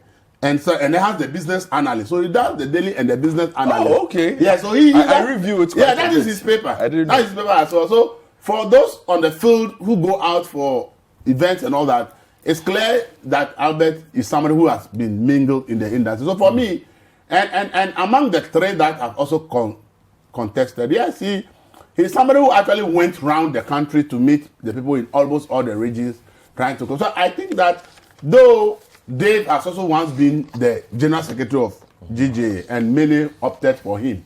And I think that for me, if you ask me, I think that first people think that Albert is somebody who is like a bit active in the industry. Two, he happens to be somebody who is come from private sector for the first time in like 2 decades, who is a private sector person. Because you see, we used to accuse the state media they have hijacked the GJA elections. Because once GBC, Graphic, GNA, and Times team up that we're supporting this candidate, you never go, because then they form a bulk of the membership of GJA. So it happens that anytime you got people from the state-owned media, they are likely to win. So for the first time, he's done something that really has broken that jinx that you may not necessarily have to be with the state-owned media, but can win to become GJA president. And he's somebody who always wants to get things done. That's how I know him for. So if he will come and be GJA president with an open mindset, try to bring everybody on board and bring that kind of active way of doing things, I think He will succeed. he can do something. I have a couple of things that are challenges ahead, but let me take thoughts of Larry on Mr. President-elect for journalist Kwabena Dwumfour. Frankly, I was surprised he won. Yeah. My money was on Dave. Oh, your money was on. Yeah, my money was Dolagbenu. on Dave. Yes. Oh, surely I also wanted Dave to Yeah. win. Dave comes with a lot of maturity, Yes. Experience. I mean, his calm demeanor, and a brother figure. You could talk to Dave any day, anytime, and you know he'll be there. So for me, my money was on him. In the case of Gerhard, he's a corporate guy. Done the ABSA, today's ABSA, previously Barclays Bank, and then moved from there to some other institutions and so on. So within the PR setting, Gerhard, had it. For Albert, yes, we've interacted before. I see him as a businessman. He's a businessman through and through. And so I wasn't surprised about the petition, on him, and the fact that Tobinko was actually there and, and talked about how he will represent his business interests and so on and so forth. Now, what that gives me is where we are back to ground zero as journalists. How so? You see, journalism, we accuse politicians every now and then of monetizing elections and so on. Keep the people hungry, and then a few days to an election, go and spread some money on them, and then party start voting for you. Now, that petition that came, talking about how he was sharing money, and that Tobinko had to be present at the meeting of journalists, saying that, listen, Opuni had done this, Opuni had done that to my business, and that it took this gentleman to come and clear all that thing about me. That petition shouldn't have been swept under the carpet. Obviously, they didn't bother voters. Yes, no, but we shouldn't have swept it under the carpet. It has to be thoroughly investigated. Okay. Okay? So what you have, you could have a president who is out there, talking for and on behalf of, corporate institutions. Elvis is running a story on, let's say, Company A, for instance. And then the next moment, the president comes calling. Do you know something? these people, they came to see me on that what I've been doing for Tobinco, I should do it for them as well. I mean, when that happens, journalism or proper journalism is stifled. So you do not think you had concerns about potential conflicts of interest? Precisely. I think that petition, we should have thoroughly investigated quickly the GJA as in the outgoing executive should have should have considered a committee, led by even a high court judge or somebody higher to investigate a claim of that sort. But it didn't happen, and he's president now. No, by then we are back. What are you expecting to see? Because it might surprise for you. 2 years or 4 years he's mentioned, elections weren't held. Things were happening. Yeah. Listen, there is a sharp division within the journalism setup.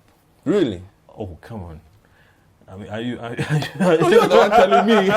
You and others are telling me. Journalism, listen. Because I mean, maybe he so could be the much one that bridges do. the gap. Because, hold on. Because in Elvis's analysis, he talks about the monopoly of the state journalist. Yeah. Here is somebody who comes from the private side of the business and has been able to become attractive enough to attractive win. Enough, but you don't want to talk about I'm just saying that you talk about division, and I'm saying maybe he could bridge that gap, considering the fact that beating the Agbenu is no small joke. Yeah, Agbenu is very strong, so he's editor of the Ghanaian Times. So I mean, maybe he could beat that bridge. Who knows? Well, he's won.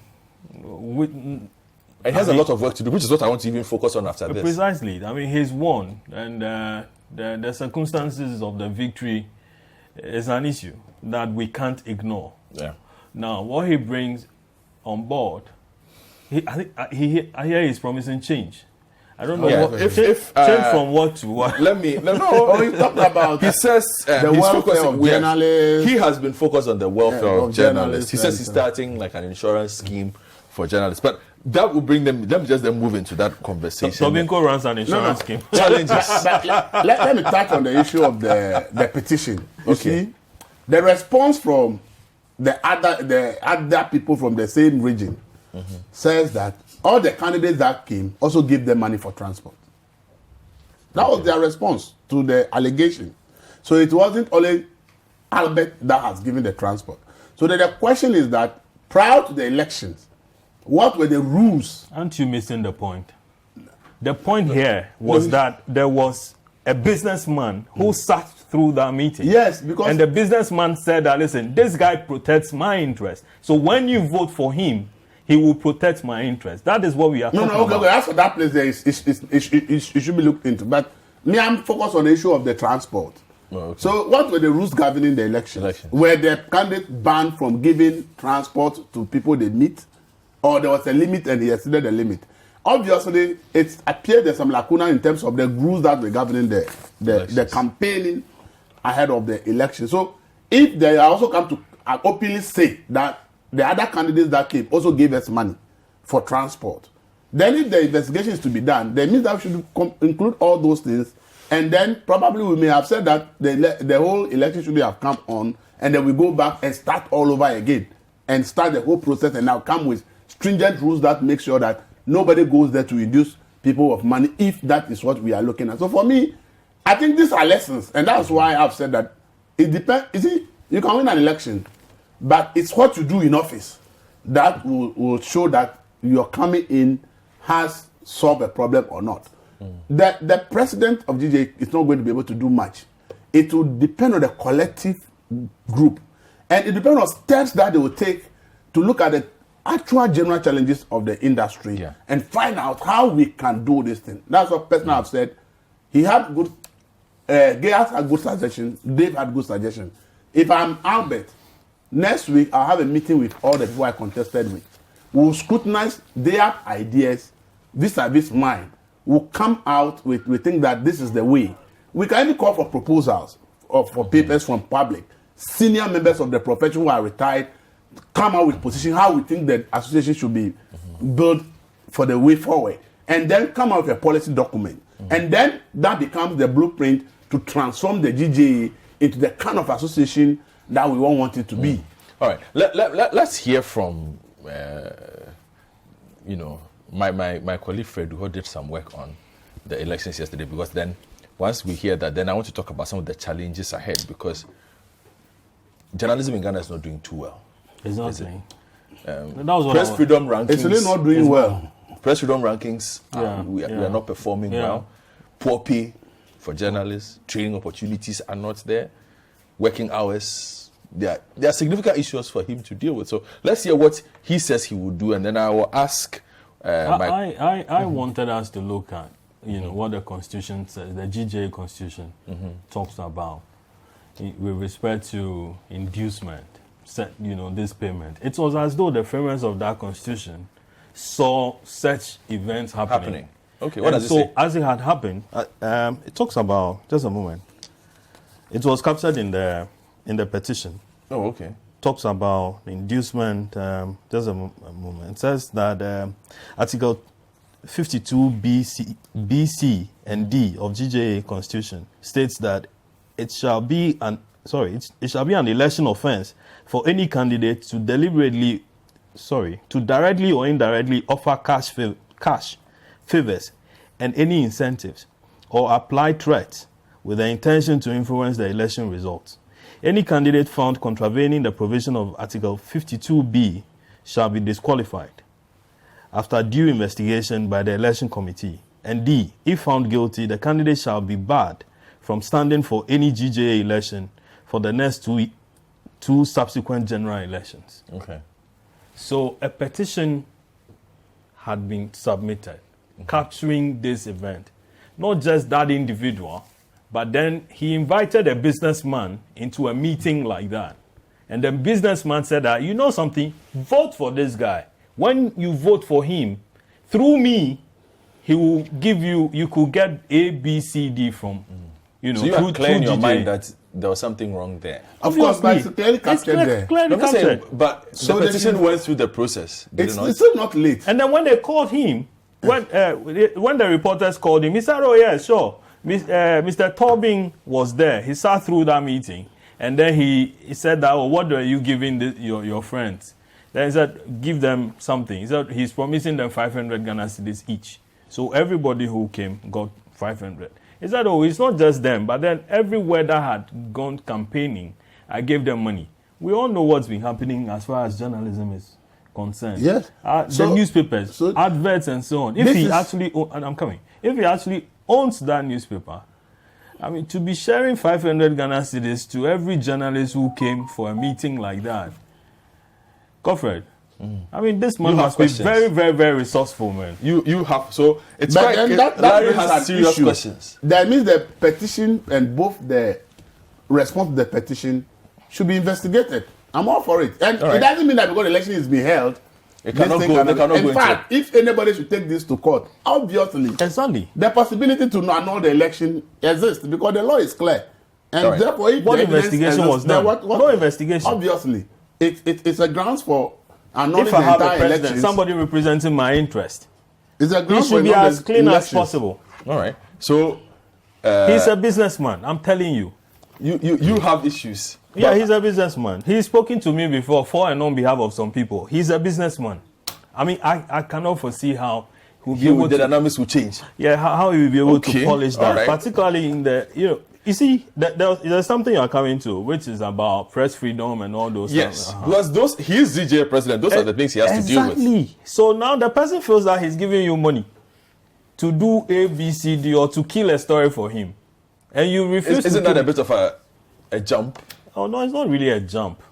It's not really a jump. If he goes to collect money from people to do A, B, C, D, as Mr. Tobin is suggesting, okay, what becomes of the profession? But let me ask If you the this. person, that same company or members or agents of that institution are beating up journalists, would he be upright enough to condemn it? Okay. So let me come to Elvis. Let's say Tobinco workers are beating you. Would the president condemn that? Well, time will tell. That's all I was saying. No, that's all I was saying. But that's with the president. It should be GA as a collective institution. I will give the benefit of the doubt in this one because I don't know him personally. You have that experience, but I also want to do a bit with the general because there are things that should be on his entry. Seriously, if he does. There are many serious issues. For you, what would be your first of all? We got to look at your priority of priorities. Priorities of priorities. How to make sure. First of all, I start with membership of GJA. It's a major problem. Why membership is low? People apply for membership 2 years, they don't get any response from GJA. People go there to find out why there's no response. They will not get any response, even after going there. Okay. And therefore, it has made many people to say like it's not worth wasting your time. Because I've applied to join an institution. Nobody is telling me whether I qualify to join or I do not qualify to join. And for me, that should be the bottom. So within the next 1 month, 2 months, they should clean the entire membership of GJA. Every pending application should be dealt with. Communication should go back to the people, and whatever they need to do should be done to make sure that maximum of 2-3 months, anybody's application to the GJA for membership is dealt with based on what the constitution prescribes as qualification to be accepted. And there should be always communication to the people who have applied. Okay. Then we can fix that problem. For a lot of people are not interested in joining, not because they are not interested, but they have attempted to join. The frustrations for just applying for membership, so they decided to sit there somewhere. Okay. That's number one. Number two, we got to look at capacity of people who practice in the industry. There is, we all agree that journalism, we really have a major problem in this country. And the fact is that because we are hiding behind press freedom, we are hiding behind freedom of the speech, we think that just anybody at all should have access to the most powerful tool called media. Truth is that you can only give what you have. So if we are just allowing anybody at all to have access, people who don't have a capacity will throw trash into the space. And there's so much trash in the space, okay? But journalism is a profession that will be done. People who are doing it must have the quality standard to be able to do it. But just this week, hold on, just to add to that. There's a simulation exercise. Hold on. Yes. Just to add to that, you know, when I worked in Nairobi as a journalist, I had to apply to the Journalist Association. I went for an interview to be allowed to practice. Without it, you can't even book an interview. No. You see, this is something you could share with GJA. And these are things that they need to get such information as to how things are done at other places. And we come up with the one that fits our situation. So that he said, I'm coming to do sports. They put in place 3 senior sports journalists. Take you through a grilling interview to understand that when you are writing sports, indeed you know what sports is about. I'm writing football. They take you to grilling interview to know that you understand what football is about. I'm writing economy. I'm writing business. I'm writing health. This week, Ghana Health Service decided to do a simulation exercise about Ebola. About Ebola. And that major media houses ended up reporting that Ghana has recorded Ebola in Ghana. If the reporters that covered that event are well-trained health journalists who report on health regularly and have been trained or have capacity, it will never happen that they will report a simulation exercise as actual record of Ebola. So you see, the media we have is a very important tool. I tell people, don't confuse social media with media journalistic practice. Social media is a platform. Anybody can post information. Information ought to be processed to meet a certain criteria before it can be called news. And that's the duty of the journalist. So anybody can post on social media. Anybody can write and post it. But to do a work that qualifies to be called a journalistic work, it has to meet a certain criteria. But because we are confused between posting of information and journalism, we have now deceived ourselves or created the impression that any information anybody posts is journalist, so anybody can be a journalist. So for me, it's important that we do this. And this has to be done in collaboration with the Ghana Independent Brokers Association, which is GIBA, and Private Newspaper Publishers Association. Okay. Why? Because the journalist works for an institution. The very moment you are putting in entry criteria to say that you need to be able to do this, qualify, you have this capacity before you can practice, it means that the person has value, and therefore what he earns must also be valuable. But you are likely to face a little resistance because the employers are looking for cheap labor. They don't want to pay. That is why they just pick anybody. They don't even look at the person's capacity to practice, and they say come and practice because the person is willing to accept anything. But the moment we are setting standards to make that the person who is going into practice is really somebody who has capacity, I mean the person needs to earn something to commensurate with the capacity. The employers are likely to say we cannot pay that. And therefore there will be a little friction. That's why if GJA builds this process with the employers and they come to a common agreement that look, journalism has to be journalism. We own the platforms. But indeed, if we have to employ people, we have to employ people who have capacity. And therefore we agree with what the GJA is saying, and that this with that, you are going to the level of having a basic minimum pay for a starter. Then you are looking at the condition of service of the practitioner. So I think the GJA needs to work on this very important aspect of the capacity of who qualifies to practice. And the very moment of service. Yeah, the very moment the employers buy into it, it leads into conditions of service for practitioners. Once we are able to address that, then it becomes there are many qualified people. Somebody has MA in finance. You say we can take you through some 6 months skills and you can become someone who write well on finance, understand the issue.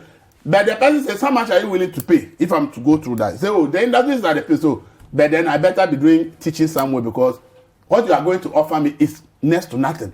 So it creates a situation where we have only a few journalists who are striving to do the quality journalism, and many people in the industry, we call them journalists, they have access to the media, but when you test their capacity in terms of understanding of the issues, how to put the issue in right perspective, what to look for, like many of them are found wanting, and that is not good for the practice. And that is why I think that capacity of practitioners is very important.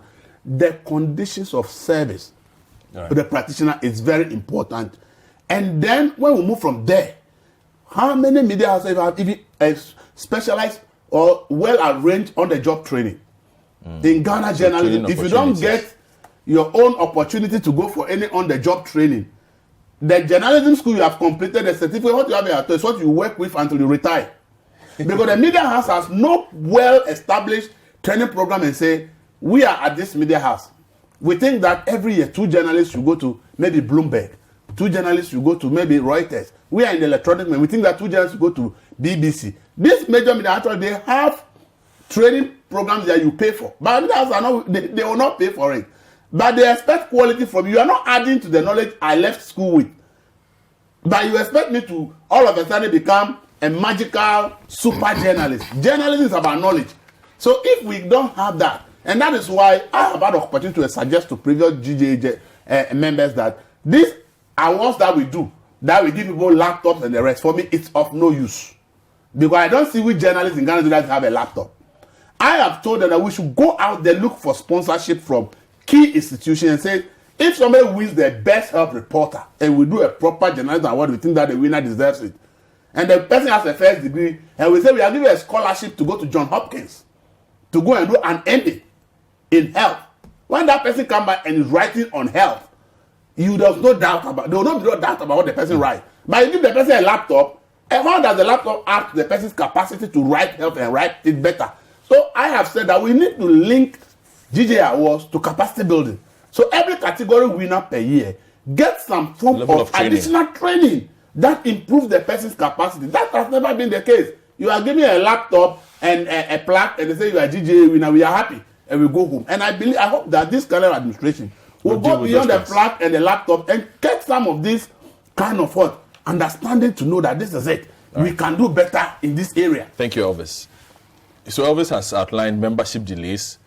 So that means just finding a way of speeding up the membership process so that you can add capacity building, conditions of service, training opportunities. What would be your priority of priorities, irrespective of the doubts that you have? Well, I think it's an administration. It's not just one person. Other people have also been elected. Sure. I think that I'll start with Elvis about capacity building. Now, there is something like, as he also pointed out, you can't do this without resources. You get it. Now, government, I've had Ministry of Information trying to do one, training or the other, polishing or the other. Very often it hasn't gone that far. And so the output hasn't changed. It's the same old thing. And then you have them complaining. What's strange is that then you have former journalists who had been in the profession with you, who, we did the same thing. Suddenly they discover that, oh, listen, there's a need for polishing. Okay. But now, what are you committing towards that training? It doesn't come. Okay. Now, again, you have the GIJs, and then you have the AUCC, School of Communication, JE, Manifold, all that. I mean, what are they also doing in terms of the capacity building? Is it just, okay, you train, you've collected fees, you pass out, you hand over certificates to them, and just go into the market, okay, and go and fend for yourself? Is that what we are doing? And so you notice that nothing has changed. We are just within the same, arena, and calling for a change. But you can't be doing the same thing and expect a different result. And expect a different results. And so there's a lot that is going to be, expected on the agenda for this administration. Exactly. But there's one individual. Is it Edmond Kofi Aboah? Edmond Kofi Aboah. I mean, he's a guy I have observed from afar. I mean, the man doesn't entertain any debt at all, no matter where it's coming from. He's a principled guy. Very principled guy. Wherever he went, yeah. He retired from graphic based on principle. Exactly. Now he lectures at that's the General Secretary. The one at Medina, the private investor. Wisconsin. He lectures for communication. Okay. I mean, I'm expecting that he has been part of GJ leadership for some time now. He had a lot of challenges. So we should see something different. If Afamoni didn't give him the chance, maybe Albert will give him the chance. Actually, he beat Dave to the general secretary position. Okay. And that's how Dave left. He contested that position with Dave at that time. Okay. And you're quite right. If you look at it, you have a lot of people came from GNA, GBC. I think Albert seems to be like the only private media person in there. And you know why? It's also like that because then over time, these are state institutions. Okay, with a lot of reporters, with a lot of... Yes. No, but it's also because of the way they treat membership. Because seriously, the number of people from private media who wanted to join GJ, that was even there. It's even an impression people have that the GJ is trying to prevent private journalists from joining that. Yeah. When they apply, it takes so much time. But they say that for public, they have the numbers in GJA. So we should be able to do something different. Again, as journalists, you see, very often we are quick to look at what is happening within other professional bodies. However, within ourselves, we don't do that. When was the last time we reported on Afamoni's administration, for instance? The promises he made or the promises they made and where they are living off. Are we any better? How come under them, journalists, the world ranking, as far as journalism is concerned, press freedom. Sorry, thank you. Dropping. Keeps dropping every now and then. Human rights issues are also, affecting journalists here and there. We need to go back. If the person is not performing, it doesn't matter whether I have 5 years or 2 years or 3 days or something. Let's go. I mean, you should be ready to call for impeachment because the person is not serving your interest. You get what I'm saying? So we should be able to do that more and more, and so that we can also be better off. Yeah, like as you said, after Money's second term, what he won the election was they went to TUC and said GJA has now been certified as a unionized organization. That's how people voted for him. Now we are going to be a union. Once we come, everything will be good. That unionization up to today, ever since it was another union with me a certificate, no practical step has been taken to make sure that the unionization actually work for the journalists to feel protected. Even if your own employers after you, what do you do? Up to now, that 4 years, it's that we say, even 6 years because they spent their 4 years and we have almost 2 years. That unionization that we've been told that renewed their mandate the mandate was renewed, and really no practical step has been taken. So this particular administration should try will need to push look at it if indeed that says everything is genuinely given to us, that we are a union. If that's what will help improve and solve some of the challenges in the industry, then they have to take a practical step and work on it. I have told people, senior journalists, the GJ, and so that how can you sit in a country and a whole year there has not been any major media conference held in a year to discuss challenges facing the media? All right. That GJ or Giba or Printpack has not led. So I said the three of them, they need to have a conversation. The challenges facing the Ghanaian media, if nothing is done within the shortest possible time, the media becomes so weak that it will no longer be influential. Thank you. And that is why they need to team up and begin to sit up and look at critically. You are talking about media freedom. Time is up. Time is up. It's okay. You will not hear DJ. My name is Godfred Akoto. Elvis Daku, editor, very passionate about the state of journalism, and I share his passion for these issues. Larry Dogbe, editor of the Herald newspaper. Get their newspapers. They do outstanding work every day when they come out from the press and they come to the newsstand, get their papers. Have a good weekend.